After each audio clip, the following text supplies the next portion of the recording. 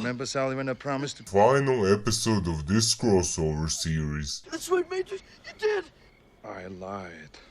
Okay, I know I said I'm done with these, but there are just a couple more I need to get out there before letting it rest. So welcome back to this crossover series, and for those of you new here, what I do here is create a hypothetical situation where if characters from Fairy Tail end up in the Yu-Gi-Oh world and have to play a children's card game instead of using their magic, I pair them up with decks I think would fit them, based mostly on the powers and abilities they had in their own universe. I already did 4 videos on the topic, so feel free to check them out if you like. And in this one, I'll be covering some obscure characters, but let's start with some more well-known ones.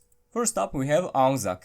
He uses gun magic. He uses 2 revolvers which he can load with various kinds of magic bullets that all give different magical properties to his shots. And wouldn't you know it, there's a Yu-Gi-Oh deck that does exactly the same thing, that being rockets.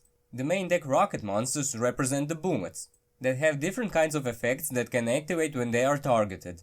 And the extra deck boron monsters all have effects that need to target one of your monsters to activate them, which triggers the effect of the rocket monsters, emulating a bullet being loaded into a gun and shot. I don't know about you, but to me, this is a match made in heaven. Moving on, we have Alzack's wife, Bisca, who also uses guns. A lot of guns. So in addition to that, she also uses re-equip magic, which allows her to store all her guns and ammunition into a pocket dimension, and she can swap between them at will. So for her, I've chosen the Magical Musket deck. The main thing of the deck is that the monsters represent different gunmen, and they all have the effect that lets you activate Magical Musket spell and traps from your hand during either player's turns. And I think that fits perfectly with Bisca's ability to change guns on the fly to match her current situation.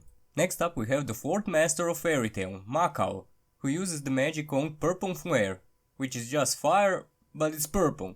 That's why I picked Hazy Flames for him. It's an Exceed focused fire attribute deck that focuses on level and rank 6 monsters. And just like Macao, I don't remember them ever being relevant, so I think they go together quite nicely.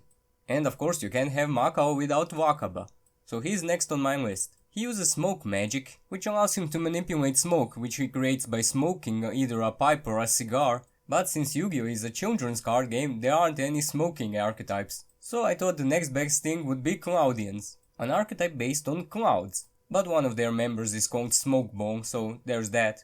And now, a character I'm surprised I didn't cover in the main series, since he was quite important at some point, that being Mystogan. He is from Edolas, which means he has no magic powers of his own, so he relies on magical tools. So I thought a deck based on normal monsters that have good spell and trap support would be a good fit for him, and the most well-known one is Phantasm Spiral.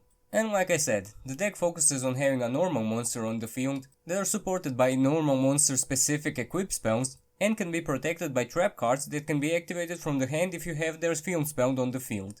And now let's get some villain representation with Boze. He was the master of Phantom Lord and uses the magic called Shade, which allows him to summon and manipulate what are basically ghosts, or phantoms if you will. That's why for him I picked the Phantom Knight deck. It's another Xyz deck, focusing mainly on rank 3 and 4 plays, and the deck was always pretty strong, and even is to this day, which also matches Boze since he was a member of the 10 Wizard Saints, some of the most powerful mages on the continent. Okay, I have some more characters, but they're pretty obscure, so here's a lightning round for them. Kinana. We never really see her use magic, but apparently she knows some poison magic, so here's a Venom deck for her. Boze, a Phantom Lord member who uses sound magic, my favorite spell being Sound Blast. Disturb! So he gets Symphonic Warriors. Dobengal, a Sabertooth member that apparently uses teleportation magic. But come on, the guy looks like that, so I can't give him anything other than ninjas. Remember this guy? I bet you don't, since he wasn't even named. But we know he uses fortune-telling magic, and he did foreshadow Julia, so for him, here's a Prediction Princesses deck. Juliet Sun. She uses some sticky, slimy substance, so she gets a slime deck. Araña Webb. She uses thread magic similar to spider threads, so here's a spider deck. And now some manga-only characters. Well, Chico did technically appear in the anime, but only for like one scene. And she uses a magic that allows her to use Wandering Souls in combat, so she gets a Ghost Trick deck. And finally Tono Rabbits. He uses light magic that allows him to turn his entire body into a light-like corona. At least that's what the wiki says, so I'll give him a Lightsworn deck. And that's it. And this time, this really is the last video in the series. Seriously, I went through all the characters and exhausted all the ideas on the decks I would pair them up with. So until next time, bye!